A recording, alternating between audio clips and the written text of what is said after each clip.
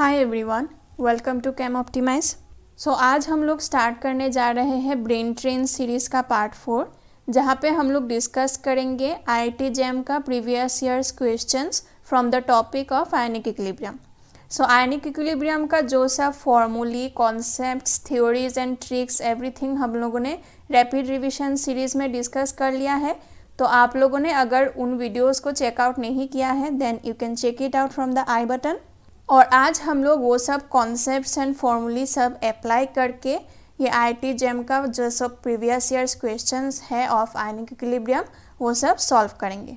So if you are new to this channel, please subscribe the channel and hit the bell notification, ताकि आप लोग को पता चल जाए जब भी मैं एक नया वीडियो अपलोड करूँ एंड मुझे भी और भी एनकरेजमेंट मिले नया अच्छा कंटेंट्स लाने के लिए इस चैनल में। आप अगर इस चैनल में नए हैं तो ब्रेन ट्रेन सीरीज़ एक ऐसा सीरीज़ है इस चैनल में जहाँ पे हम लोग आईआईटी जेम का प्रीवियस ईयर्स क्वेश्चंस डिस्कस करते हैं फ्रॉम ए पर्टिकुलर टॉपिक। आप लोग ब्रेन ट्रेन सीरीज़ का बाकी पार्ट भी देख सकते हैं from the playlist of the brain train series in this channel. इस वीडियो का लेक्चर नोट्स आप लोग को डिस्क्रिप्शन बॉक्स में मिल जाएगा। And now let's move on to the topic. So जो फर्स्ट क्वेश्चन है वो आया था जेम 2018 में। सो यहाँ पे जो आयनिक एक्टिविटी का हम लोगों ने थ्योरी पढ़ा था और फॉर्मूली देखा था in part 3 of the ionic equilibrium videos, वहाँ जो सब डिस्कस किया था हम लोगों ने वही यहाँ पे हम लोग अप्लाई करेंगे। सो ये क्वेश्चन जो है यहाँ पे लिखा हुआ है कि the electrolyte Ab2 ionises in water as this equation given here. So पहले जो रिएक्शन दिया हुआ है वो हम लोग यहाँ पे लिख लेते हैं। So Ab2 dissociates into A2 plus plus 2 moles of B minus. So हम लोगों ने देखा था कि अगर एक सॉल्ट है MxAy and it dissociates into XMy plus plus YAX minus, तो तब हम लोग जो मीन आयनिक एक्टिविटी कोफिशिएंट का फॉर्मूला लिखते हैं that is gamma plus minus to the power of x plus y is given as gamma plus to the power x into gamma minus to the power y। इसको हम लोग ऐसे भी लिख सकते हैं gamma plus minus is equal to gamma plus to the power x into gamma minus to the power y whole thing to the power of 1 by x plus y. तो यहाँ पे जो गामा प्लस है that is the ionic activity coefficient of the cation and gamma minus जो है that is the ionic activity coefficient of the anion, और जो x है that is the coefficient of the cation जो कि यहाँ पे हम लोग देख रहे हैं, और जो y है that is the coefficient of the anion जो कि हम लोग को यहाँ से इस इक्वेशन से मिलेगा। तो हम लोग को इक्वेशन पता है यहाँ पे दिया हुआ है, तो वही हम लोग इस फॉर्मूले में अप्लाई करेंगे। So gamma plus minus can be written as gamma plus, और यहाँ पे x है that is the coefficient of the cation is 1, so will write here power में 1, gamma minus to the power y that is the coefficient of the anion. यहाँ पे anion का coefficient है 2, तो यहाँ पे हम लोग लिखेंगे 2 to the power of 1 by x plus y that is 1 plus 2। इसको हम लोग लिख सकते हैं gamma plus into gamma minus square to the power of 1 by 3। इसको हम लोग ऐसे भी लिख सकते हैं गामा, यहाँ पे क्योंकि सब ऑप्शन में कैटायन और एनायन का जो नेमिंग है वो एक्सप्लिसिटली मेंशन किया गया है A2 plus and B minus, तो हम लोग भी लिख सकते हैं कैटायन को गामा A2 प्लस, और पावर में आ जाएगा 1/3 multiplied by gamma B minus, और पावर में आ जाएगा 2/3। तो अभी अगर हम लोग ऑप्शन के साथ मैच करें तो हम लोग को दिखेगा कि ये वाला जो हम लोगों ने आंसर निकाला है वो किसी भी ऑप्शन से मैच नहीं करता है। The closest matching option is option number B. यहाँ पे अगर 1/2 के जगह 1/3 होता तब जाके ये पूरा मैच हो जाता। तो यहाँ पे शायद क्वेश्चन में कुछ टाइपो था एग्ज़ाम में, तो ये जो क्वेश्चन था वहाँ पे मार्क्स टू ऑल दिया गया था, क्योंकि कोई भी ऑप्शन यहाँ पे जो लिखा हुआ है वो सही नहीं था according to the actual concept. So हम लोगों ने जो आंसर निकाला है वो सही है, लेकिन यहाँ पे कोई भी ऑप्शन में ये मैच नहीं हो रहा है किसी ऑप्शन के साथ। तो फाइनल आंसर की में इसको मार्क्स टू ऑल दिया गया था, क्योंकि यहाँ पे ऑप्शन में उन लोगों ने कुछ गलती किया था इन टाइपिंग। सो इसका आंसर जो होगा वो हम लोगों ने जो निकाला है ये वाला यही होगा। So moving on to the next question. So ये भी क्वेश्चन आया था जैम 2018 में। यहाँ पे बोला गया है कि the solubility of PbI2 that is lead iodide in 0.1 molar potassium iodide aqueous solution is something into 10 to the power -7 molar।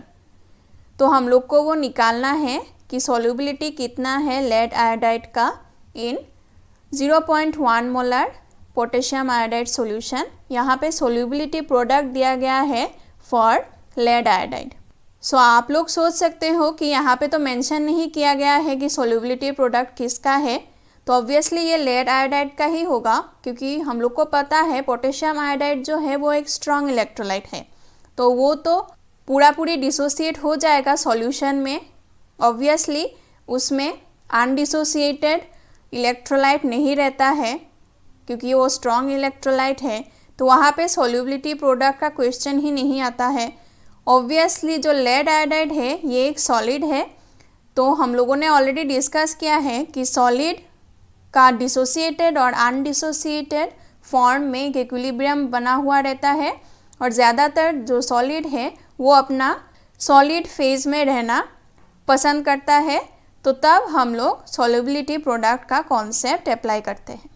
So solubility product हम लोग वो वाला सॉल्ट में अप्लाई करते हैं जो कि स्पेयरिंगली सॉल्यूबल होता है। स्पेयरिंगली सॉल्यूबल मतलब जो ज़्यादा अनडिसोसिएटेड फॉर्म में रहता है, डिसोसिएट होना पसंद नहीं करता है इन सॉल्यूशन, तो वो लेड आयोडाइड के लिए ही होगा।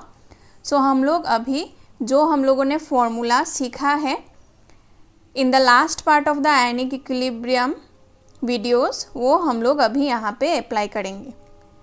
सो यहाँ पे पहले हम लोग वैल्यूज़ लिख लेते हैं। KSP जो है वो दिया गया है 7.1 इंटू 10⁻⁹, और हम लोग को बोला गया है कि 0.1 मोलर पोटेशियम आयोडाइड सॉल्यूशन है। इसका मतलब क्या है कि पोटेशियम आयोडाइड जो है वो डिसोसिएट होगा into potassium ion and iodide ion. तो यहाँ पे इसका 0.1 मोलर है, तो ऑब्वियसली K प्लस आयन का भी कॉन्सेंट्रेशन होगा 0.1 मोलर, और आयोडाइड आयन का भी कॉन्सेंट्रेशन होगा 0.1 मोलर। और जो PbI2 है वो डिसोसिएट होगा, लेकिन उसमें इक्विलिब्रियम बना हुआ रहेगा। वो हम लोगों ने ऑलरेडी थ्योरी पार्ट में रिपीटिशन सीरीज डिस्कस कर लिया है। तो ये डिसोसिएट होकर बनेगा Pb2 plus 2 moles of I-।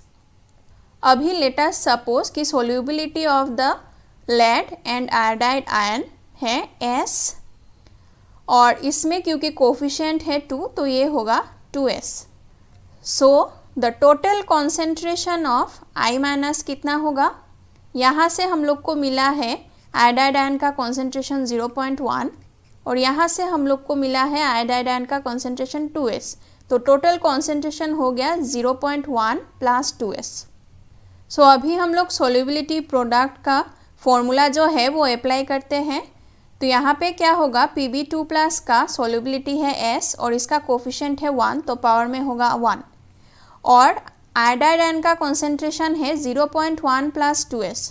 So will apply that 0.1 plus 2S, और उसका पावर में है 2 क्योंकि कोफिशिएंट है 2, एंड इसका वैल्यू दिया गया है 7.1 इंटू 10⁻⁹। अभी ये वाला एक क्वाड्रेटिक इक्वेशन हो जाएगा और इसको सॉल्व करने में हम लोग को दिक्कत होगा, तो यहाँ पे हम लोग एक अप्रोक्सीमेशन अप्लाई कर सकते हैं। अप्रोक्सीमेशन अप्लाई करने से भी जो आंसर है वो ऑलमोस्ट इक्वल आएगा to the actual answer. So we can apply an approximation here कि ये जो s का वैल्यू है, s is very small, so it can be neglected.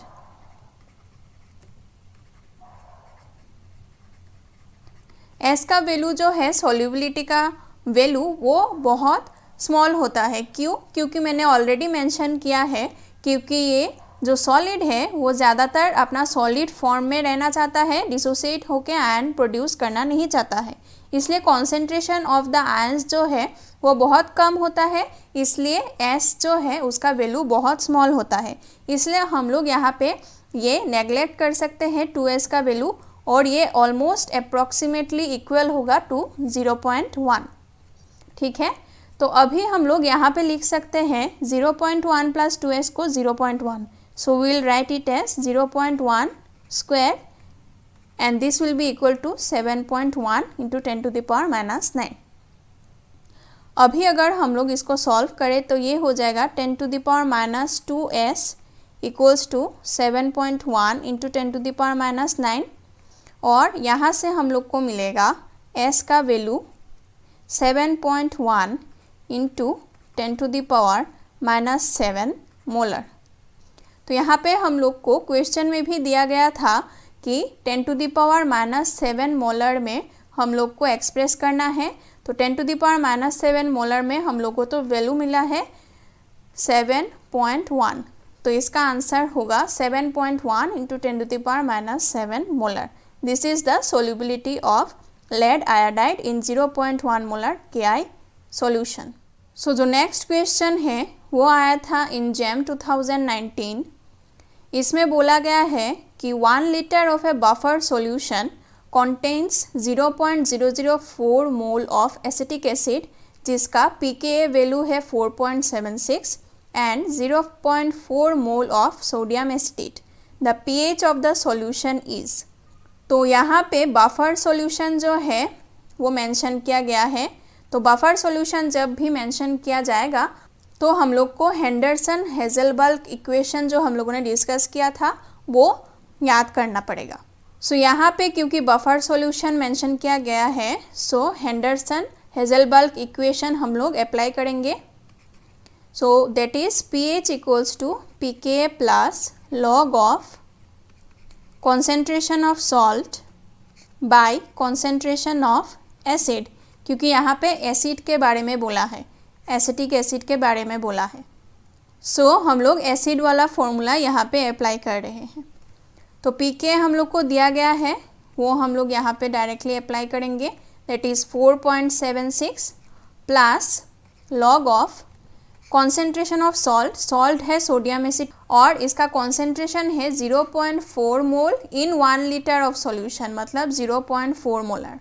तो यहाँ पे हम लोग अप्लाई करेंगे 0.4 और divided by concentration of acid. तो कॉन्सेंट्रेशन ऑफ एसिड है 0.004 मोल पर लीटर, दैट इज़ 0.004।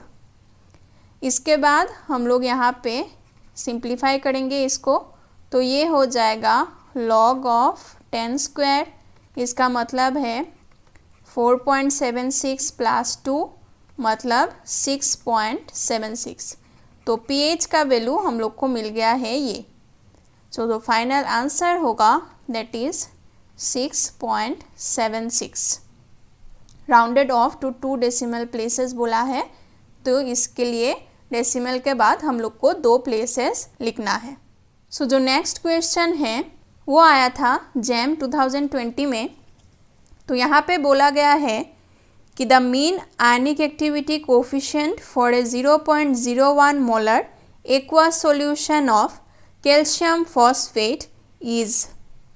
तो हम लोगों ने जो फॉर्मूला देखा है for mean ionic activity coefficient, वो हम लोगों ने ऑलरेडी अप्लाई किया है इन द फर्स्ट क्वेश्चन। तो वहाँ से हम लोग को ये नॉलेज है कि मीन आयनिक एक्टिविटी कोफिशिएंट निकालने के लिए हम लोग को ionic activity coefficient for cation and anion जानना पड़ेगा, लेकिन वो तो यहाँ पे क्वेश्चन में नहीं दिया गया है। तो हम लोग क्या अप्लाई करेंगे यहाँ पे, सो इसके लिए नीचे एक रेफरेंस इक्वेशन दिया गया है, इसको बोलते हैं डीबाई-हैकेल इक्वेशन। सो ये इलेक्ट्रोकेमिस्ट्री में आता है, वहाँ से भी हम लोग जो मीन आयनिक एक्टिविटी कोफिशिएंट है दिस वन, वो हम लोग निकाल सकते हैं।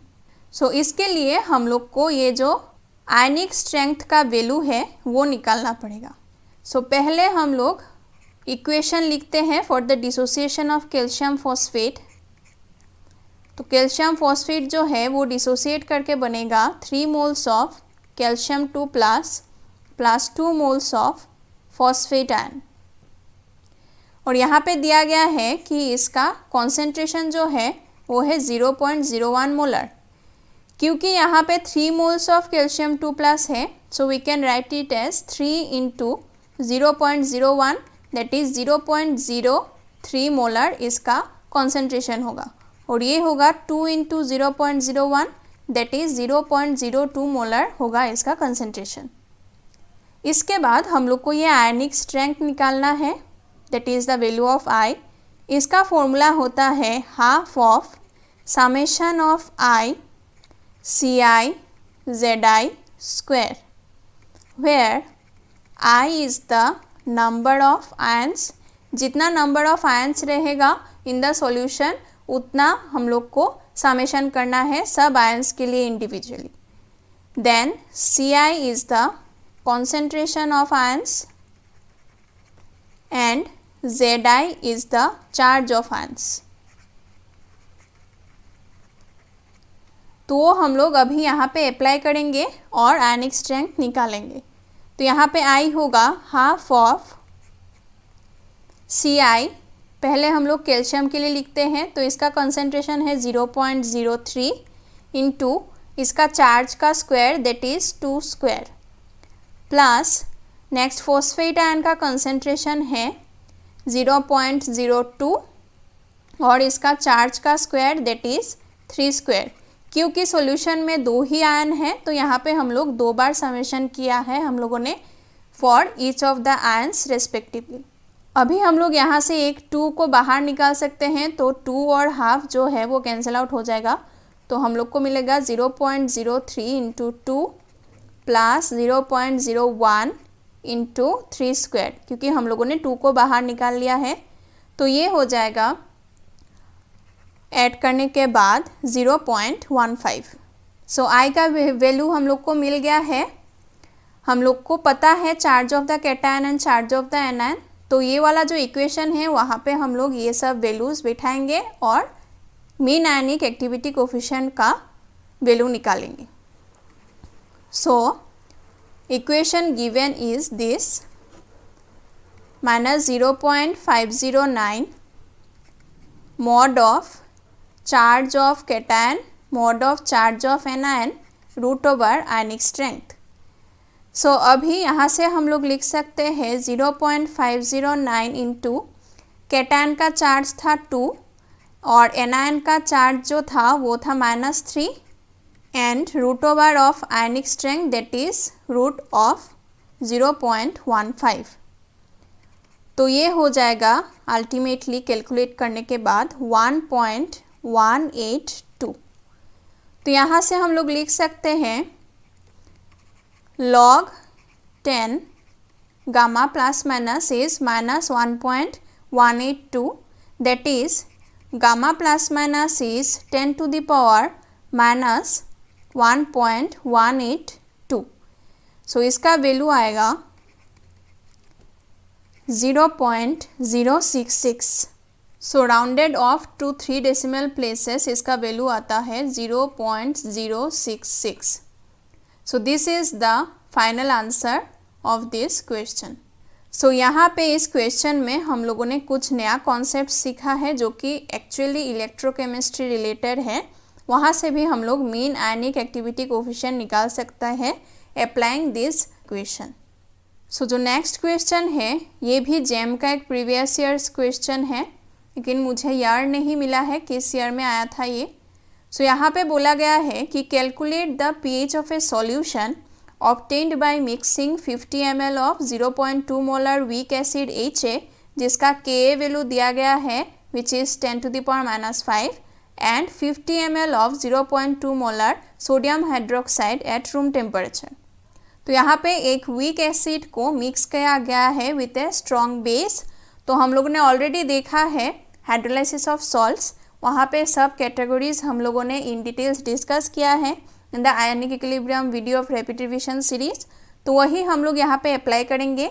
ये वाला कैटेगरी है फर्स्ट कैटेगरी, जो कि वीक एसिड और स्ट्रॉन्ग बेस का कैटेगरी था। तो वहाँ पे जो सब हम लोगों ने कॉन्सेप्ट सीखा है वो अभी यहाँ पे अप्लाई करेंगे।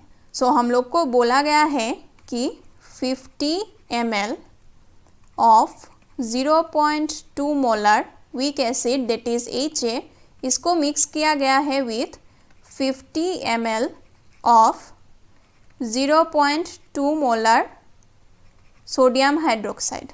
सो जब सॉल्ट हाइड्रोलाइसिस होता है of weak acid with strong base, तो pH का जो फॉर्मूला होता है that is half of pKw plus pKa plus log of A। So यहाँ पे हम लोग को Ka का वैल्यू दिया गया है, तो ऑब्वियसली हम लोग pKa का वैल्यू निकाल सकते हैं। pKw हम लोग को पता है ये 14 होता है, हम लोग को log A का वैल्यू चाहिए होगा। तो A हम लोग को पता है, हम लोगों ने डिस्कस किया था इन द थ्योरी पार्ट कि A is the concentration of the salt जो कि बनता है from the weak acid and strong base. तो यहाँ पे वीक एसिड जो है दैट इज़ HA और स्ट्रॉन्ग बेस है NaOH। सो ये दोनों मिलके हम लोग को जो सॉल्ट देगा that will be Na plus A minus. So यहाँ पे इसका जो कॉन्सेंट्रेशन होगा दैट विल बी A।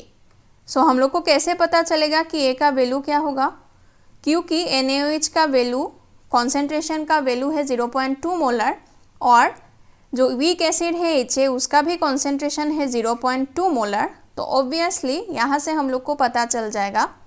हम लोगों ने 50 ml of 0.2 molar weak acid मिलाया है with 50 ml of 0.2 molar base.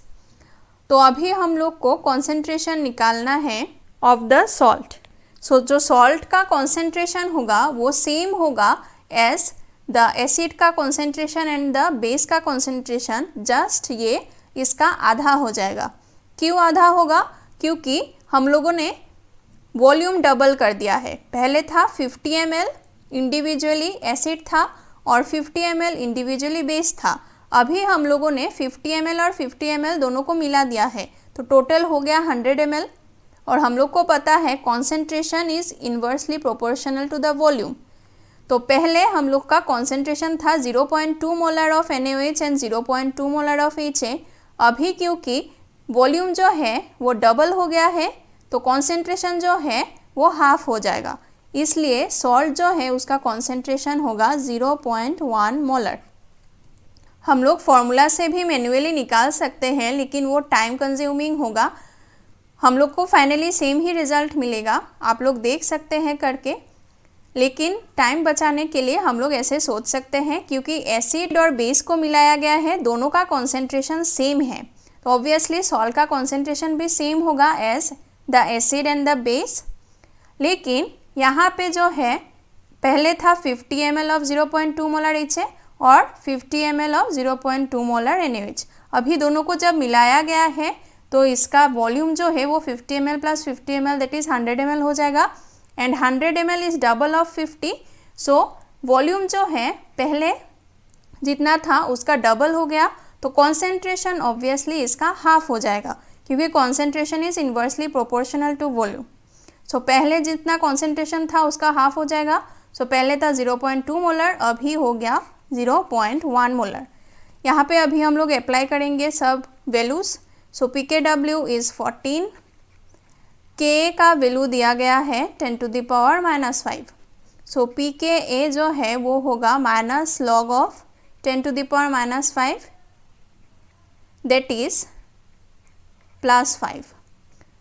तो हम लोग को यहाँ पे मिला है +5 plus log of 0.1 that is half of 14 + 5 - 1, तो ये हो जाएगा 9।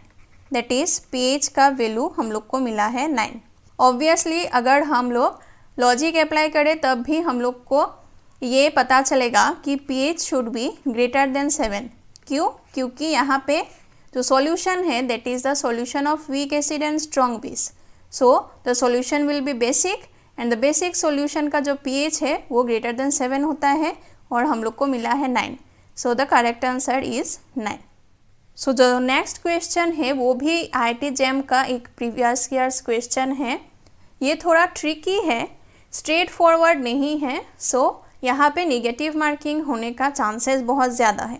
क्वेश्चन को ध्यान से पढ़ना है और हड़बड़ी नहीं करना है एग्ज़ाम में। हड़बड़ी में हम लोग क्या करते हैं, स्ट्रेट फॉरवर्ड कुछ कॉन्सेप्ट्स अप्लाई कर देते हैं किसी क्वेश्चन में, लेकिन वो क्वेश्चंस इतना स्ट्रेट फॉरवर्ड नहीं होता, कुछ ट्रिक्स होता है वो सब क्वेश्चन में, तो अल्टीमेटली हम लोग का नेगेटिव मार्किंग हो जाता है। इसलिए ठंडे दिमाग से सॉल्व करना है ईच एंड एवरी क्वेश्चन को। सो यहाँ पे क्वेश्चन में बोला गया है कि the solubility product of salts of types MX, MX2 and M3X at temperature T are 4 × 10⁸, 3.2 × 10⁻14 and 2.7 × 10⁻15 respectively. Solubilities of the salts at temperature T are in the order of. तो हम लोग को solubilities का ऑर्डर लिखना है, कौन सा बड़ा है कौन सा छोटा है। हम लोग सोच सकते हैं हड़बड़ी में कि solubility प्रोडक्ट जो है that is directly proportional to the solubilities और पावर में कुछ रहेगा, इन जनरल n मान लेते हैं। तो हम लोग सोच सकते हैं कि जिसका सोल्यूबिलिटी प्रोडक्ट ज़्यादा होगा ऑब्वियसली उसका सोल्यूबिलिटी भी ज़्यादा होगा क्योंकि डायरेक्टली प्रोपोर्शनल है। और ऐसे सोच के हम लोग सोल्यूबिलिटी प्रोडक्ट का जो ऑर्डर है यहाँ पे उसी ऑर्डर में हम लोग सोल्यूबिलिटी का भी ऑर्डर लिख लेंगे और ऑप्शन मार्क करके आ जाएंगे। वहाँ पे ही निगेटिव मार्किंग हो जाएगा क्योंकि देखने में लगता है कि ये बहुत स्ट्रेट फॉरवर्ड है, लेकिन ऐसा नहीं होगा, ये इतना स्ट्रेट फॉरवर्ड नहीं है क्योंकि यहाँ पे जो सॉल्ट्स है वो डिफरेंट है। सो इसलिए जो सोल्यूबिलिटी प्रोडक्ट है उसका एक्सप्रेशन भी डिफरेंट होगा और हम लोग को सोल्यूबिलिटीज़ का वैल्यूज़ जो है वो भी डिफरेंट मिलेगा in each case. So manually हम लोग को ईच एंड एवरी केस में निकाल के देखना है कितना है, उसके बाद ही हम लोग ऑर्डर लिख पाएंगे। सो हम लोग 1 by 1 अभी निकालते हैं। So for the first salt that is MX, ये डिसोसिएट होगा into M plus plus X minus. मान लेते हैं इसका सोल्यूबिलिटी है S1, इसका सोल्यूबिलिटी भी होगा S1। तो हम लोग अगर इसका सोल्यूबिलिटी प्रोडक्ट का फॉर्मूला लिखे तो ये होगा M प्लस और कोफिशिएंट में है 1, X माइनस कोफिशिएंट में है 1, इसका वैल्यू दिया गया है 4 × 10⁻⁸। तो ये हो जाएगा S1 × S1 इक्वल्स टू 4 × 10⁻⁸। इसका मतलब ये है S1 square is 4 × 10⁻⁸, that is S1 equals to 2 × 10⁻⁴। तो पहला सोल्यूबिलिटी जो है वो हम लोग को ये मिला है। सो नेक्स्ट वाला निकालते हैं। नेक्स्ट जो सॉल्ट है that is MX2। So MX2 dissociate करके बनेगा M2 plus plus 2X minus. So यहाँ पे हम लोग मान लेते हैं इसका सोल्यूबिलिटी है S2, तो ये हो जाएगा 2S2 क्योंकि कोफिशिएंट है 2। तो यहाँ पे सोल्यूबिलिटी प्रोडक्ट जो है उसका एक्सप्रेशन हो जाएगा M2 का पावर में होगा 1 क्योंकि कोफिशिएंट है 1 और X माइनस का पावर में होगा 2 क्योंकि कोफिशिएंट है 2 और इसका वैल्यू दिया गया है 3.2 × 10⁻⁴।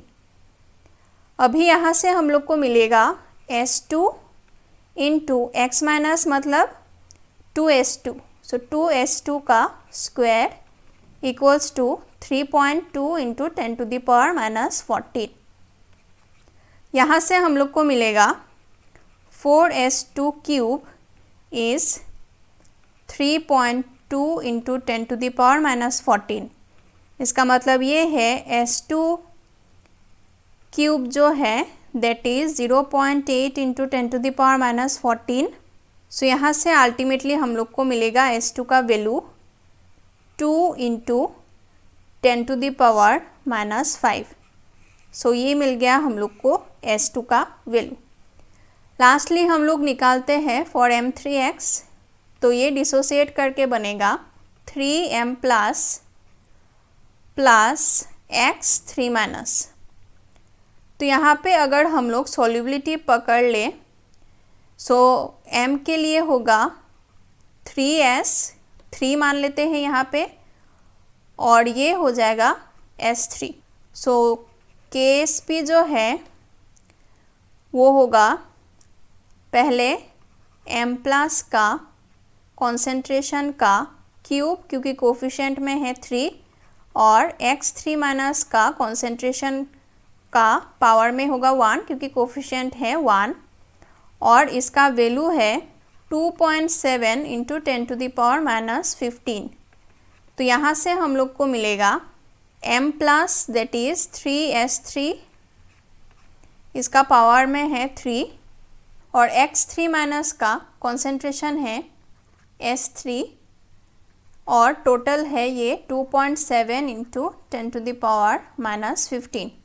तो यहाँ से हम लोग को मिला 27 S3⁴ इक्वल्स टू 2.7 इंटू 10⁻⁻15। सो इसको अगर हम लोग सॉल्व करें तो हम लोग को मिलेगा S3⁴ as 10⁻⁻16, that is S3 is equal to 10⁻⁻4। तो हम लोग को यहाँ से सब सॉल्युबिलिटीज़ का वैल्यूज़ मिल गया है। अभी हम लोग को ऑर्डर लिखना है। सो यहाँ से हम लोग देख रहे हैं कि सबसे ज़्यादा जो वैल्यू है दैट इज़ S1 का सबसे ज़्यादा है, उसके बाद सेकेंड में आता है S3 का, और लास्ट में आता है S2 का। So the correct option will be option D. सबसे ज़्यादा है mx का, देन आफ्टर दैट M3x का, देन आफ्टर दैट लास्ट में mx2 का। सो इसका करेक्ट ऑप्शन होगा ऑप्शन डी।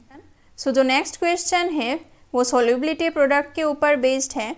तो यहाँ पे बोला गया है कि the minimum concentration of silver ions that is required to start the precipitation of Ag2S, जिसका KSP वैल्यू दिया गया है in a 0.1 molar solution of S2- is. तो पहले तो हम लोग डिसोसिएशन जो इक्वेशन है वो लिख लेते हैं for Ag2S। So Ag2S will dissociate as 2Ag plus S2-।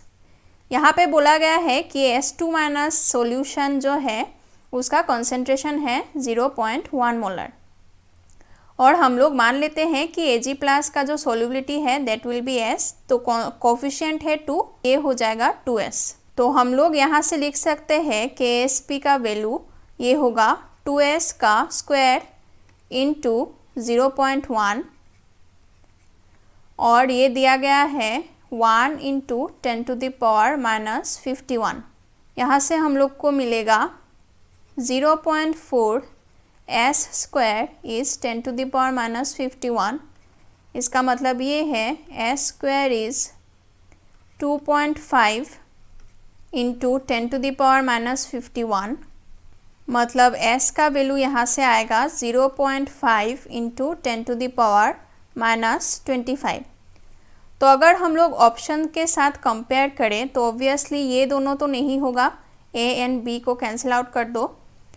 यहाँ पे C में दिया गया है कि 10⁻⁻26, लेकिन हम लोग यहाँ पे देख रहे हैं कि सॉल्युबिलिटी मिनिमम जो चाहिए होगा वो हम लोग को चाहिए 0.5 इंटू 10⁻⁻25। 10⁻⁻6 is less than 10⁻⁻25। तो ऑब्वियसली इतना अगर कॉन्सेंट्रेशन हुआ तो ये प्रेसिपिटेशन स्टार्ट नहीं होगा। प्रेसिपिटेशन तब स्टार्ट होता है जब ionic product is greater than KSP, मतलब आयनिक कॉन्सेंट्रेशन जो है वो ज़्यादा होना पड़ेगा देन सॉल्युबिलिटी, तभी जाके प्रेसिपिटेशन स्टार्ट होगा। तो यहाँ पे कॉन्सेंट्रेशन जो है इन ऑप्शन C वो दिया गया है 10⁻⁻26 molar, that is less than 0.5 into 10⁻⁻25। तो ऑब्वियसली तब आयनिक प्रोडक्ट जो है वो भी कम आएगा देन द KSP वैल्यू, तो तब प्रेसिपिटेशन स्टार्ट नहीं होगा। सो ये वाला ऑप्शन भी गलत है। सो मिनिमम कॉन्सेंट्रेशन जो है वो होगा 10⁻⁻25 मोलर, तब जाके आयनिक प्रोडक्ट जो है that will be greater than KSP, क्योंकि आयनिक कॉन्सेंट्रेशन जो यहाँ पे दिया गया है that is greater than the solubility here जो हम लोगों ने निकाला है, और तभी जाके प्रेसिपिटेशन स्टार्ट होगा। सो इसका करेक्ट आंसर है option D. So this is the last question we will discuss here, और ये थोड़ा कॉन्सेप्चुअल क्वेश्चन है। यहाँ पे कुछ न्यूमेरिकल नहीं सॉल्व करना है, हम लोग को कॉन्सेप्ट्स हम लोग को अप्लाई करना है। ये भी IIT JEM का एक प्रीवियस ईयर क्वेश्चन है। यहाँ पे बोला गया है कि the acid dissociation constant that is Ka for formic acid, acetic acid, chloroacetic acid and hydrogen cyanide at 25 degrees Celsius are 1.8 into 10⁻⁻4, 1.8 into 10⁻⁻5, 1.4 into 10⁻⁻3 and 4.8 into 10⁻⁻10 respectively. The acid that gives highest pH at the equivalence point when 0.2 molar solution of each acid is treated with a 0.2 molar solution of sodium hydroxide solution is. तो हम लोग को यहाँ पे बोला गया है कि same concentration of acid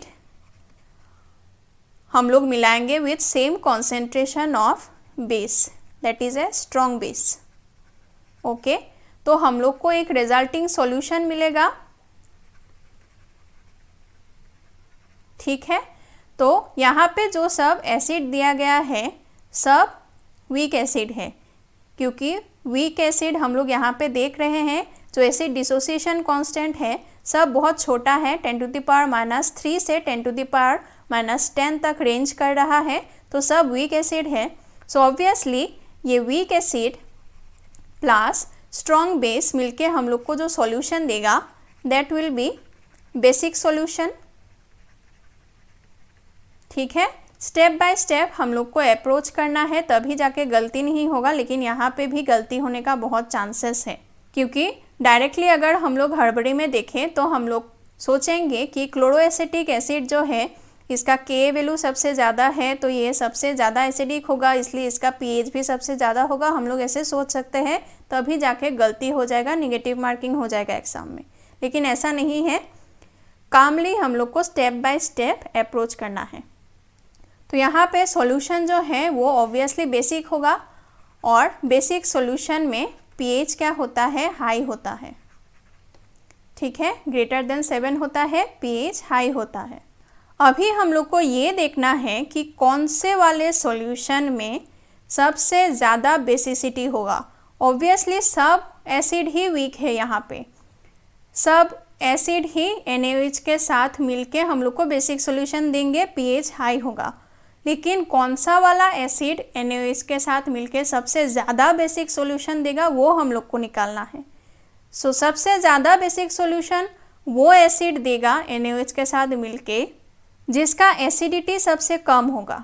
obviously जिसका एसिडिटी सबसे कम होगा, जो सबसे कम डिसोसिएट करेगा, जो एसिड सबसे कम डिसोसिएट करेगा into H plus plus A-, उसका H प्लस आयन कंसेंट्रेशन कम होगा। H प्लस आयन कंसेंट्रेशन अगर कम हुआ तो NaOH से Na प्लस प्लस OH- जो है वो बनेगा डिसोसिएट होके। सो जो एसिड सबसे ज़्यादा वीक होगा वहाँ पे क्या होगा, H प्लस आयन कम फॉर्म होगा और OH- आयन का कंसेंट्रेशन ज़्यादा होगा, तो सॉल्यूशन जो है वो ज़्यादा बेसिक होगा और pH हाई होगा। तो हम लोग को वो निकालना है कि कौन सा एसिड जो है वो सबसे ज़्यादा वीक है, या फिर हम लोग ये वाले इक्वेशन से भी देख सकते हैं। We know in the hydrolysis of weak acid with strong basis जो pH है उसका फॉर्मूला होता है half of pKw plus pKa plus log A। यहाँ से हम लोग बोल सकते हैं pKw तो सब केस में कांस्टेंट रहेगा और कॉन्सेंट्रेशन भी यहाँ पे सब एसिड का सेम है तो ये भी कांस्टेंट रहेगा। तो यहाँ पे जो pH है that will be dependent upon pKa। So pKa जिसका सबसे हाई होगा pH उसका सबसे हाई होगा सॉल्यूशन का। तो यहाँ से हम लोग देख सकते हैं कि Ka का वैल्यू सबसे कम है HCN के केस में, तो ऑब्वियसली इसका pKa वैल्यू सबसे हाई होगा। क्यों? क्योंकि pKa is negative logarithm of Ka। तो Ka का वैल्यू जितना कम होता है pKa का वैल्यू उतना ही ज़्यादा होता है। तो यहाँ पे सबसे कम pKa का वैल्यू होगा फॉर HCN, तो इसलिए इसके केस में pH का वैल्यू जो है वो सबसे हाई होगा। या फिर हम लोग ऐसे भी बोल सकते हैं लॉजिकली कि यहाँ पे डिसोसिएशन कांस्टेंट जो है वो सबसे छोटा है, तो H प्लस आयन कम फॉर्म होगा सॉल्यूशन में और सॉल्यूशन बेसिक होगा।